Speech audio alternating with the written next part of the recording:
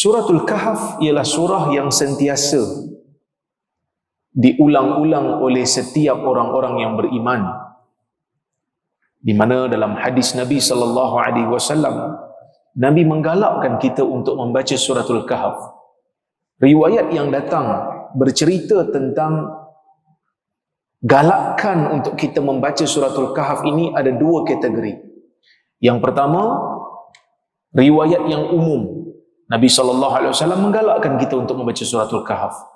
Sebahagian riwayat mengikat galakkan ini untuk dibaca pada hari Jumaat ataupun pada malam Jumaat. Ulama berbeza pendapat tentang darjat ikatan untuk membaca suratul Kahf itu pada hari Jumaat ataupun pada malam Jumaat.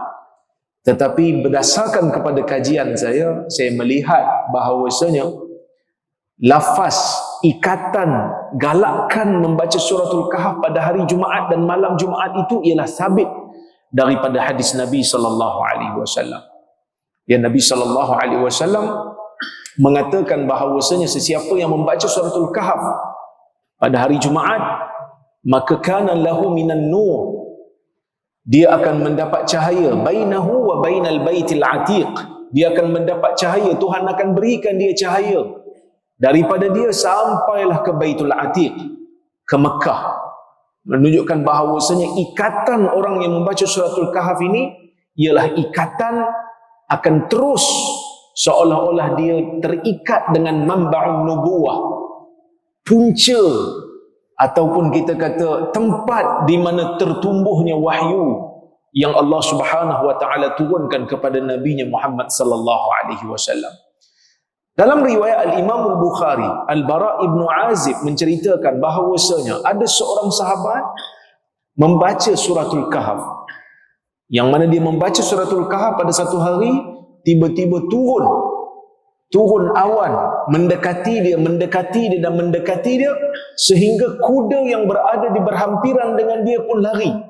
Lalu ditanya kepada Nabi sallallahu alaihi wasallam, Nabi mengatakan, tilkas sakinah, itulah ketenangan yang Allah Subhanahu wa taala berikan kepada orang yang membaca suratul Kahf. Jadi bila kita baca setiap minggu, bila ada dalil-dalil yang menyebutkan surah ini ada kelebihan, sebenarnya apa yang ada dalam apa kandungan isi, apakah isi kandungan yang ada dalam surah ini sehinggakan kita disuruh untuk membacanya. Bahkan kalau kita tengok dalam Sahih Muslim, Nabi SAW pernah menyatakan, man hafidha ashra ayatin min suratil Kahf. Kan?